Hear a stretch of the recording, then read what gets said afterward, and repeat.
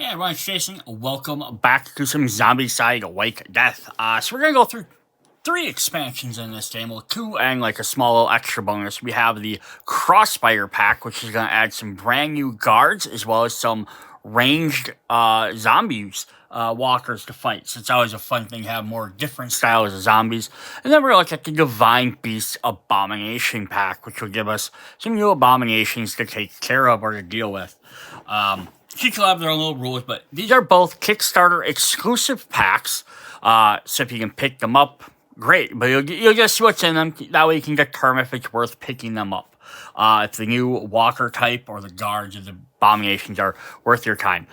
First thing I want to go through, though, is I already took out the little picture, but it is Changyi and Haoyi. This is a little extra exclusive pack with these 2 characters that was actually... If you during the Kickstarter back the Eternal Empires expansion, which does go to retail by itself, you got these 2 bonus figures, and I forgot to do it in that video, so I thought I'd add in with these other Kickstarter exclusive stuff. So if you're trying to figure out where these were, that's why they weren't in that box set. But yeah, and like all the other lots of other stuff, they're kind of based on lore of other characters. They're kind of like mythological beings, so. Yeah, we're going to go ahead and head in and look at these 2 characters first, and then we'll jump into the other packs. So let's start with him, and let's zoom the camera back down. So we have Haoyi, and hopefully I'm saying that anywhere near correct. Like all the other things, even though they're based off of, like legends or mythological characters, they kind of really fancified him up in here a little bit. So let's go ahead and take a look at his miniature here. There's got a death skull on there. He's got a big old cool curved bow. Maybe a recursive bow? I'm not sure what type of bow that is. I love the little eye patch on him. Yeah, he's definitely like stands up above like all the rest of the guys that are kind of armored and a little bit different. He's more of like, I'd say kind of feels like an anime-ish character. So he gets to hold a longbow in his extra slot. His special abilities is he starts with +1 die roll to ranged attacks. So every time he does ranged attacks, he gets an extra die. And then they have the guards. So if you're not familiar with the guards, it could be helpful to know for the box set. Guards are new to White Death. They're NPCs that don't do anything on their own, but Survivor once per turn can give them an action to any zone, then all guards in that zone end up doing an activation. It can be moved, can be a ranged attack, can be a melee attack. Or they can pull a card in, or there could be other special things they get to do based on what different survivors give them. So if Haoyi activates the guards, now they can actually do 2 damage for every action they do for any combat. So if they're doing a ranged or a melee attack, their damage is now 2 instead of their standard 1. So this just helps them be a little bit more, if he's actually activating them, they can do a little bit more damage, which is really cool. Alright, then orange, we have 1 free ranged action, or if you roll a 6, +1 damage for range. So yeah, do you want extra range? Do you need to do more actions? I can hit or deal less damage, but I want to be able to attack more often. Or do you need to be able to hit harder? Because maybe you're fighting some more brutes and stuff like that. In red, he has +1 max range, which will increase his melee, or sorry, it's not his melee, his range or his magic attacks. His escalation range, or roll 6 +1 die for combat. So if he has both of these roll 6s, that means every time he rolls 6, he'd actually do 1 extra damage and get to roll another die, which is pretty cool. Escalation range means every time he performs repeated ranged attacks without any other action in between, he gets to add an extra die. So if his base attack does 2 dice, then he does another ranged attack after that, he get 3 dice, and another one he get 4 dice. As long as he doesn't do anything else, like move, search, guard actions, it's just a way for them to get extra ability for attacking repeatedly. Like launching stuff, hitting guys over and over, non-stop, which is always really fun. Cool, so that's our first guy. Okay, we'll back, like show the full picture on the back. And then the other one is Changyi, who's like the moon goddess. She has to hold a jump slot, which is really fun. Alright, so then we got her miniature here. Kind of scooch that off to the side. Yeah, she's got like some fancy wardrobes. That's some wicked hair up at the top there. Her little feather fan. I do love the details on these things, but then it also just kills me if, like, I eventually want to paint all these, and I'm like, oh, it's going to be such a pain. But anywho, she has the jump ability. So jump lets her select an area up to 2 spaces away, and she can jump to that area, skipping the space in between. This is useful for getting over groups of zombies, whether it's from one empty space to the next, or maybe it's this space has a brute or an abomination, the next space has a bunch of walkers, so maybe you want to get to them, take them out, then you can keep moving along. You can't obviously hop through a door or a wall, but with the new battle armaments, which are the big giant outside walls, not building walls, that you can climb up to using stairs or ladders, the jump ability allows you to jump up or down off of them without any extra penalties. And then she can give the guards the jump ability. This is really nice because if you have guards and you're trying to, maybe they can't reach where they're at, they're standing up on the battlement, you can move them down quicker. So very fun there. In orange, she has +1 free magic action or +1 free move action, depending on how you want to play as her. Do you want to have more magic or more move actions? And then for red, she has escalation magic, which works just like escalation melee, except it just has to be a magic attack. She has freeze for magic, and she has sprint. Oops. Sprint will let her, every time she does a move action, she can move 2 to 3 zones instead of 1.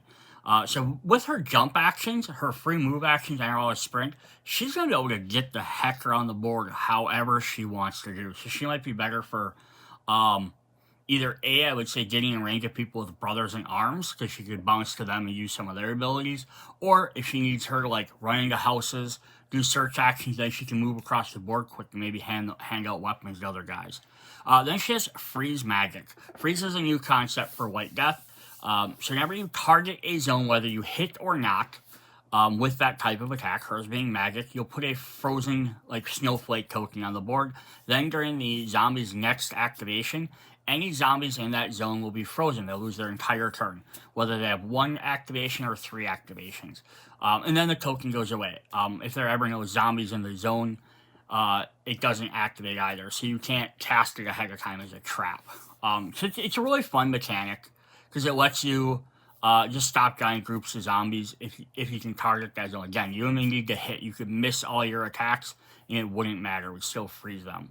But then it won't freeze anyone that moves into that space after they're frozen. It activates once. But yeah, using things like push or shove, or even taunt to taunt guys into that area before their turn, you can freeze a lot more at one time. Which then you can always use that to even use it to escape, or you could get a guy into attacks quicker, or dragon fire them, since they're all in one area, hold them together, and then maybe the next turn you have more guys moving. So it could be some really fun stuff there. Alright, let's look at the back side of hers, just to see what that does. So awesome. Alright, then let's take a look at our next pack, our first big box, which is the Crossfire pack. So this is going to add a bunch of ranged characters. Alright, so for the Crossfire pack, we're going to get the new crossbow guards. So there are 12 of them. There are 4 in each of 3 different sculpts. So how do the Crossfire guards work differently than the guards from the regular game? In general, they are the exact same. But you can do this. They say, playing guards. Found in the box in the White Death played as standard, and crossbow guards are a different kind of guards, but guards nonetheless. Otherwise, say the rules apply to both types defined as guards. So anything that says guards works the same. But crossbow guards have a little bit better range on there. So crossbow guards are perfect for keeping the streets cleared and objectives. Beware of brutes, though. Keep in mind, crossbow guards cannot perform melee actions. However, they come with special actions. Delayed range actions allows them to perform ranged actions in the zombie phase. So, yeah, what is really interesting about them is they have a special range thing. Now, the only downside is they don't have this pictured anywhere. On any of the rest of the cards, they didn't give a reference card for this other than in the book, which I think is kind of a bad idea. But they only have ranged attacks, but they can hit farther. So just as a comparison, this is a standard guard from the regular game. They can do a melee attack with 1 die and 4 accuracy for 1 damage, or they can kind of use a little bit of a polearm ability as they can attack at 1 range with 1 and 1. But now the crossbow guards can attack up to 3 range, but they have no melee attack. So it's very cool. You can mix and match them in, so when you're playing, you can either decide if you yourself you want to pick crossbow guards or the other guards, or you can just randomly select if you have all your guards mixed together and see what lands where. You'll kind of depend on how you want to do it. So guards can be substituted as any standing guard during setup at player's discretion. Crossbow guards have delayed range action cards. So we are going to get 1, 2, 3, 4, 5, 6 of these. Let's take a look at what those do. So crossbow guard says discard at any time during the next zombie phase to perform a ranged action with the target crossbow guard. So this lets you do it during the zombie phase. So instead of having you to do actions during your turn, you can do it during their turn. So it's kind of a neat way to play around with how zombies might move. Like, oh, right now I can't hit them because they're too far away. I could wait until they move 1 action and then fire on them ahead of time. So then how these are, just basically like that. They are not equipment cards, cannot be lost or traded. Any player may discard a range action card they possess at any time during the ensuing zombie phase. They choose a zone with a crossbow guards and resolve the ranged action described above. This delayed action can only be played with crossbow guards. If several players want delayed actions during the same zombie phase, resolve them in turn order. Discard all unused range delayed action cards during the ensuing end phase. Yes, this is kind of just a cool way to like add this thing. You can do this so that they can fire during their turn. So, yeah, it's just... So, here, let me read the first part we missed. Player choosing the guard action does not designate a zone with the guard. Instead, they take a delayed range action amongst those still available.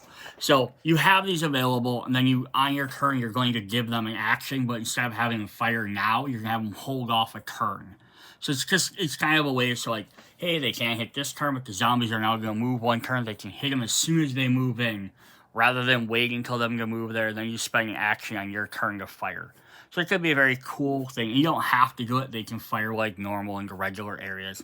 And like any other guard action, you select the zone, and then everyone in that zone gets to do it. So if you have 2 regular guards and 2 crossbow guards, the crossbow guards can do the delayed action. If you have them all in the same zone and you do, hey, we're all going to do a ranged action, the regular guards will do their 1 space away, and the ranged ones will do their up to 3 spaces. So they could potentially even hit different targets. So very cool there. Black Plague and Green Horde setup. Guards can be used as any quest during setup. Place 2 of them in zones featuring any objective. If you don't have enough miniatures, choose the zones to receive them. So this can definitely be helpful having more guards now that you have another 12 guards. It definitely gives you more to add into the games. Guards of survivors that are eliminated upon doing 1 wound. Each of them also counts as noise tokens that are subject to friendly fire, cannot be targeted by enchantments. However, they don't have actions on their own. Instead, they are ones provided by survivors to fight zombies. Being a secondary character, no one plays them unless otherwise stated. The game is not lost when guards are eliminated. So, adding guards to Black Plague Agreement can make the game easier. If you want to keep a comparable challenge, consider the game is lost when the guard is eliminated. Just because the games weren't the games weren't designed to have additional survivors in there, essentially. Once and only once during each of their turns, survivor may spend 1 action in a designated zone with 1 or more guards. Then the guard type standard crossbow. No line of sight is needed. Then the survivor chooses one of the following actions with a selected guard to perform. They perform the chosen action simultaneously unless otherwise stated. Standard rule applies. Guards may be activated this way several times by different survivors. Oh, so I was wrong.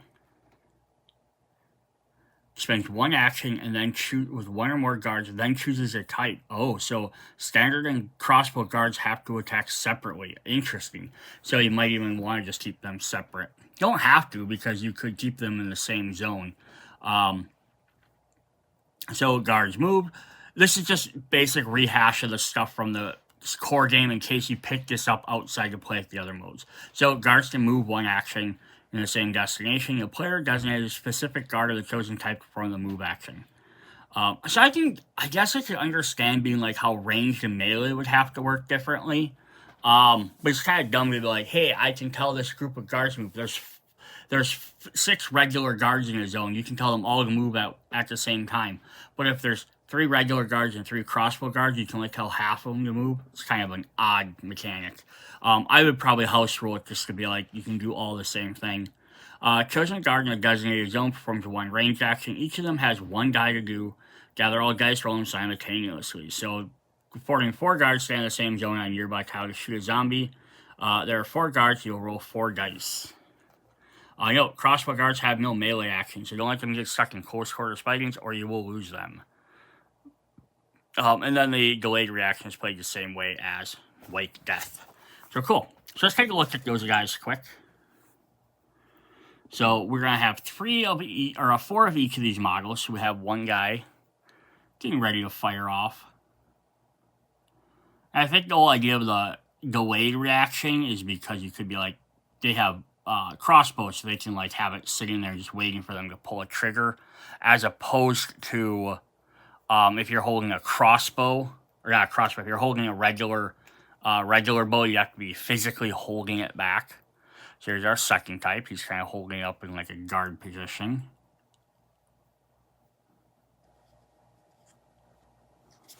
And then our third style has it in a down position. So yeah, we get 12 more guards to play with. Yeah, so playing as this, you can obviously look at the quest and you can decide to mix and match them how you want or somehow randomly select. This could be one thing Zombicide could definitely use for some of that stuff, would be like random card selection things, just because there are some times when it would be nice to have that. So in the back of their cards it says delayed reactions. Alright, then the other half is, well, what if zombies get bitten and start turning against you? We have Deadbolt Walkers. So in previous games, we had the Dead Eye Walkers, which are ones that use bow and arrows. So they were zombies that could use ranged attacks. These guys are using their crossbows instead. So I go Deadbolt Walkers Zombicide game, add your corresponding cards of the zombie deck, then shuffle it. Players can tailor the game to difficulty by selecting different ones. So the first couple have a lower spawn number, and next ones have a higher one. They deal 2 damage, no armor rolls allowed, eliminate 1, adrenaline 1. Special rules have the same target priority as walkers, so they do more damage than walkers. Walkers attack whenever they activate while having a line of sight on a survivor at range of 0 to 3. Then they perform a zombie attack in the designated zone. If several zones are eligible, they choose their targets. One of the most survivors, then the noisiest. Then, if all eligible zones have the same survivors and noise, players choose. No armor rolls are allowed against Deadbolt Walker attacks. Their target priority features Zombicide, White Death, Black Plague, and Green Horde feature different target priorities. Players choose the chart corresponding to the corresponding box they're playing. Because sometimes special walkers sometimes activate after other guys, or abominations and brood act at different times. But yeah, so that's pretty fun. We're going to get some of these zombies in there. So their cards start with 557, which will spawn either 8, 6, 4, or 12. And we are getting how many of these? I think we're getting 15 of these guys, so we have quite a few. Then we have 3 cards that summon them at that one, or we can go to the higher ones, which is 10, 8, 6, and 4. Yeah, and they just get mixed in, so sometimes you're also going to have to deal with some range zombies. And then this is another thing to keep in mind, though, when it says they are walkers for all instances. So if anything has ironclad walkers, it can go against them. But it also means when you're doing the corruption, you're summoning walkers, or siege and summoning extra walkers, you could potentially summon these guys as well. So that could definitely be a thing. You could opt to be like, hey, I'm going to, again, this would be neat where you just had a stack of, like, once you start getting different styles, you could just randomly select them. Even if you want to be like, like, hey, regular walkers is a stack of like 5 cards, and then like every other one there's like 1. So you spawn them 1 out of every 5 or less, depending on how many other cards you get in there. But that'd be kind of a neat thing to have. Let's take a look at these zombies. So they're going to be a little bit darker orange just to set them aside from regular zombies, which is very nice. They do that with like the Warden Brutes as well. Just that way when you're just looking right at the board, you know which one's a regular walker, which one has ranged. Oh, and that guy shot off the back. We'll grab him. So we're going to get 5 of each of these ones. But yeah, doing 2 damage. So that's the same as a Brute. But at 3 range. So yeah, they're definitely going to be deadly. But it's also going to make your ranged characters just that much more important. And having, I would say if you're using these guys, usually ranged crossbow guards. Just because that way the guards you can fire at 3 distance as well. So you can hopefully have them firing ahead of time before you get in the way. But then even like we just had our new characters, which have the ranged attacks, the ones we showed off, that have ranged and jump and movement. That's going to be really helpful. Cool. So that is our Crossfire pack. So yeah, just a bunch of new zombies and guards to play around with. So that is definitely fun to have. Alright. Then our next set is the Divine Beast Abomination pack. So these are 4 ancient divine beasts considered guardians of the world, but they've been tainted. So this comes with some special rules. Divine beasts follow these rules. Divine beasts are abominations. Wounds inflicted by abominations cannot be prevented by armor rolls. Divine beasts don't have regular actions like the typical abominations. Instead, at the beginning of each zombie phase, draw 1 action card from their respective deck and perform the action listed on the card. Each Divine Beast spawns once per game, following a predetermined order. Upon drawing their Abomination card, remove it from the game and spawn the Vermilion Bird first. Then leave the game in 2 cases. When Divine Beast is eliminated, place the next Divine Beast in the closest spawn zone if tied players choose. The survivor eliminating it earns AP along with the Divine Beast skill card. The skill reward is considered acquired at blue level and kept till the end of the game. It does not occupy an inventory slot, cannot be traded or discarded. Alright, or when the Divine Beast has no action cards left to draw, remove that beast from the game. At the end of the next phase, the next Divine Beast spawns in the closest zone. If the Divine Beast is the Azure Dragon, shuffle its discard. The action to create a new deck. The Divine Beast is gone because their deck is empty. Survivors don't get that skill card. Alright, so repeating the process, all Divine Beasts are eliminated. When Azure Dragon is eliminated, they're gone for good. So they play in this order. Vermilion Bird, White Tiger, Black Tortoise, and then Azure Dragon. So yeah, these are definitely very interesting cards to play, Abomination to play against, because they play in a specific order. So they're going to have just a regular standard zombie card that just says summon the Divine Beasts. It doesn't happen at blue level, so if it happens then you don't have to really worry about it. That's one way to spawn them. And then we just have a standard Abomination card. So if you want to summon them that way. You can also summon them with that. And then we have the reference card. So that's the 4 pictured on there. Just shows the order they summon. And then they each have a set of reference rule cards. Just kind of explain how each one works. So I do like the idea of having 4 of them. It is kind of a neat thing where they kind of have these action cards and play together. But on the other hand of it, for me, the thing I don't like about it is I wish they would have also just each had their own spawn. Or a way to just randomly summon them. Even if they're only out for X number of turns and then they would disappear. Because it'd be fun just to be able to summon, I could get a Khan Abomination, I could get the White Tiger, and I might get, the God Eater Abomination. If I get a 4th one, I get the Azure Dragon, and not have to always play these 4 in order. Otherwise, it felt like that should have been a quest that they came with.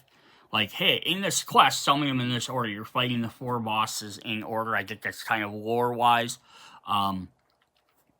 And these guys are usually kind of together as a group, but yeah, it would have been, I think, a little bit more interesting to have them also be able to be summoned completely separate from each other.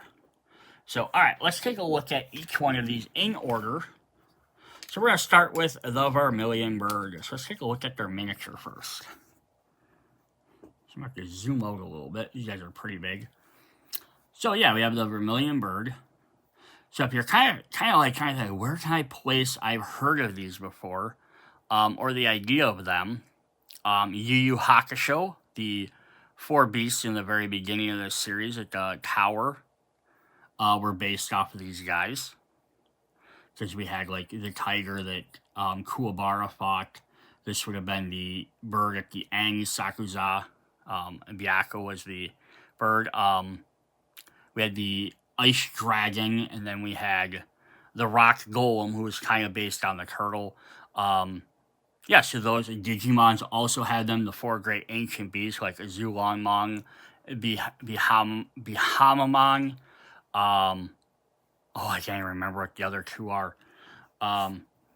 Zayuzamon, I think. And I can't remember the name of the bird off the top of my head. Zyquilamon, maybe, something like that. Yeah, so it's kind of I'm sure there's other lore and other things that involve this as well. So there's the picture of the bird.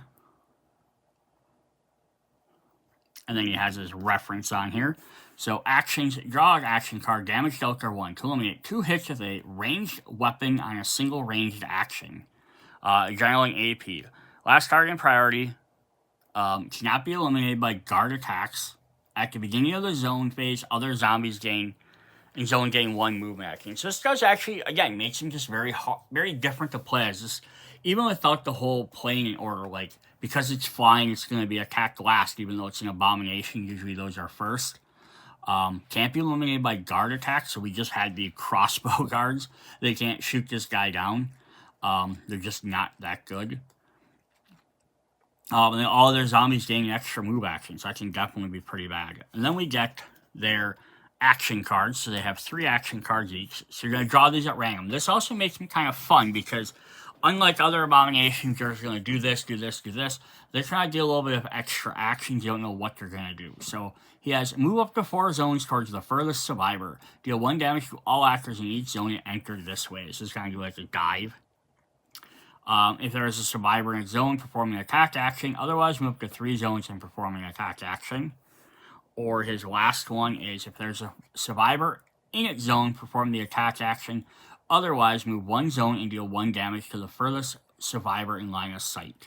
Kind of interesting idea. You have 3 turns to basically deal with these guys. Again, even if you're not doing the turn order thing, but you're just being like, hey, they're going to come out, they're going to wreak havoc for 3 turns, and then they're going to go back into... I would even be like, you're going to play that way. Then they get shuffled back into the deck, right? You don't eliminate them, and they might come back out a lot quicker. Or you could always use that as a time to then shuffle in the... like, have them come out with the Abomination card, but then if they go back, you just put this card back in the deck, and then maybe they'll get summoned as a spawn, and they'll just keep coming back. Could be very deadly. Then they have a skill card associated with each one, so if you manage to defeat them, which is why you could just be like, oh, if they're going to disappear in 3 turns, why don't I just ignore them for 3 turns? You can definitely try. It might be better to eliminate them on the first turn when they pop out, but that can be your choice. So you get a sprint skill, which we talked about sprint earlier, lets you get move up to 2 or 3 spaces. So it's just kind of giving you that movement ability. Alright. The second beast we have to fight against is the White Tiger. So here's the White Tiger's picture. Again, they're all zombified, of course, so he has some skulls on there. He's all tore up. I feel like this would be something that almost could have even just have kept as regular non-zombified monsters, and then just been like, no, you pissed off the gods with this or whatever, or they're just coming after whoever. They don't care at this point. That would have been just as fine for the rules, I think. But it's what it is. Alright, so what does the White Tiger do for us? He has action, drawing action, does 2 damage, takes 2 hits of the melee weapon in a single melee action, and gives you 5 AP. Last in target priority cannot be eliminated by guards. The beginning of the zombie phase, other zombies from one range of the White Tiger gain 1 free combat action. So it's interesting they put combat action in there too, because that means they'll get ranged or melee action. I don't know, they didn't just say, I get why they didn't just say activation, because that means they would also get to move. Here that just means they get to attack again. So if they're already in zone, they get a second attack. But that definitely means, again, you're like, oh, just wait him out. Well, you could try, but all the zombies are one space away from him, all now get to attack again, so if they all gang up on you, they can defeat your entire team in like 1 or 2 hits. His action cards, move up to 3 zones towards the furthest survivor, deal 1 damage to all actors in each zone entered this way. If there's a survivor in a zone, perform an attack action, otherwise move up to 2 zones to perform an attack action. And if there's a survivor in a zone, perform an attack in that zone, otherwise move 1, deal 2 damage to the furthest survivor in line of sight.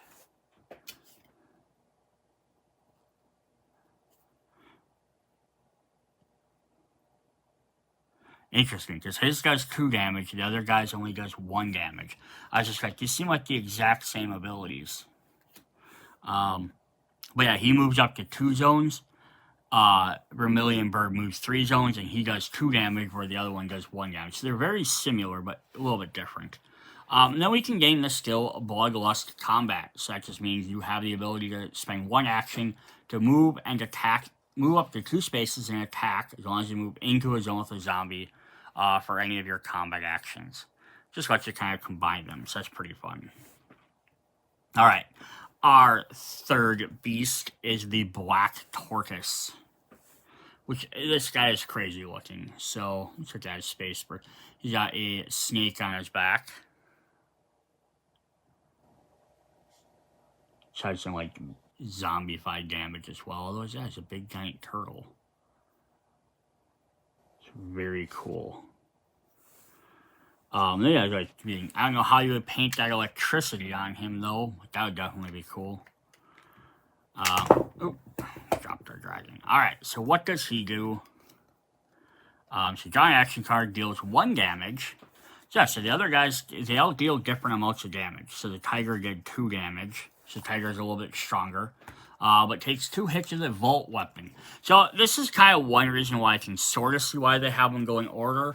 Because, like, I think they might get a little bit more difficult. But even still, having to use a Vault Weapon, as much as they drop in this game, it shouldn't be a problem. Last in target priority, other non-Abomination zombies within range 1 in line of sight of the Black Tortoise need 2 damage to be eliminated. So it protects everyone around him, so that's pretty crazy. And you notice it doesn't say guards can't hurt him, because it has to be a Vault Weapon, so guards wouldn't have Vault Weapons anyhow. Alright, his first action, move up to 1 zone towards the zone with the most survivors, deal 1 damage to all actors within range 1. And it does say all actors, doesn't it? Yeah, so the other ones are all zombies, I believe. No, it's all actors. I didn't even notice that. So that means he will, when they do their first movement action, they will step on zombies, zombies and survivors alike. That's pretty cool. If there's a survivor in a zone, perform 2 attack actions. Otherwise, move 1 zone and perform 2 attack actions. And its last one is if there's a survivor in a zone, perform 2 attack actions. Otherwise, move 1 zone and then move all actors in line of sight 1 zone towards Black Tortoise. Nice. And then if you drew this one first, and then you drew that other one, he might eliminate a bunch of people. His skill is you learn Iron Hide. Iron Hide lets you have an armor defense of 5, even though Abominations can't hurt you, and the crossbow guys can't hurt you with armor, or they're not blocked by armor, I should say. But yeah, it gives you extra little advantage for taking one of these guys out. Alright, then our final Divine Beast is the Azure Dragon. Now, I have to zoom out for this guy, because he is a little bit bigger than all the rest. So there is our, it's not even enough. There we go. I like how he's clinging onto that pole, but he has like this energy ball, which is really cool. Just tons of tentacles. He has some green flames all over him. Definitely a really cool miniature. Again, even if I almost wish they didn't do the Zombicide part of them, like, and they just kept them as just being like cosmic beasts or divine beasts you had to fight against. That would have been perfectly okay with me. Alright, what does he do? He has one action card, deals 2 damage. To eliminate 3 damage, a cauldron or dragon fires. So he's a lot harder to take out. At the beginning of the zombie phase, all survivors within range 2 and line of sight of the Azure Dragon suffer 1 wound. So he just straight up damages everybody. His first action is move up to 3 zones towards the zone with most survivors, deal 1 damage to all actors in each zone entered this way. If there are a survivor in a zone performing an attack action, otherwise move to 2 zones, then all survivors in range 1 of Azure Dragon must discard 1 equipment or suffer 2 wounds. If there's a survivor in a zone performing an attack action, otherwise move up to 2 zones and each actor in a line of sight suffers 1 wound. I like that, hurts all actors as well. And then if you defeat him, you just gain lucky, which lets you reroll dice. So I get the whole idea of this is supposed to be each one escalates and supposed to be a little bit harder. One does a little bit more damage, harder weapons to kill. It goes from range to melee to vault weapons to only like 3 damage or dragon fire stuff. So it'd definitely be harder to take each one out. But I still think they would have been fun just to play on their own. And you still, I guess you technically still can. You can just draw either one of the Divine Beast cards. From the Spawn or the Abomination. You can just summon them as normal. It doesn't say anywhere about doing that, because they want you to play them in order, but there's no reason why you couldn't. And then just have them here, even to their... The thing is, they don't have any stats for attacking normally. I mean, they have their regular ones, so if you really wanted to, you could even just... If you want to make them not as difficult, you could just ignore their action cards. And instead, they'll just move like a normal Abomination every turn, deal the damage, and that's how you kill them. Or just always make them the 3 to be able to kill if you want to make them a little bit normal and just have a different model on there. So it is possible to use them like anything else, it's just they weren't really designed that way. I don't like the lucky skill at the end, though. Like, I kind of get like, hey, we get a movement skill, cool. We get an armor skill, gotcha. We got a damaging skill, makes sense. And then the last one, the lucky, which lets you reroll dice. And it's like, it's not that it's a bad thing to have, but if I have to play through 4 Abominations to get the lucky skill, again, if it was just randomized, okay, very cool. I could get this very early in the game, but by the time you get through all 4 Abominations, which means that's 12 turns at bare minimum, like even if you lost to the other 3 and they went through all 3 and you only took him out, it takes you minimum of 12 turns, the maximum of 12 turns, I should say, or so to get to him, but your last chance. But the very quickest you could do it would be 4 turns. But the chances are you're going to be set up to defeat each one as soon as they pop on the board is probably not likely. But alright, that is what we have for this video. Those are our Crossfire pack and our Divine Beasts. So yeah, a bunch of cool Kickstarter extra exclusives. Just your decision if you want to pick up one or both of them. Also, as a reminder that the Divine Beasts work for Massive Darkness 2 crossover. So if you're getting that crossover pack, you might want to get them for that. And in that mode, they do play as individual roaming monsters. Although then again, it would have been cool if they had like one card that gave them the ability to kind of work like in conjunction like this one, where you had to defeat all 4 in a row. That would have been kind of a neat like quest or boss fight thing. But again, that just as easily could be added on as a quest. Alright, see you guys later. Bye.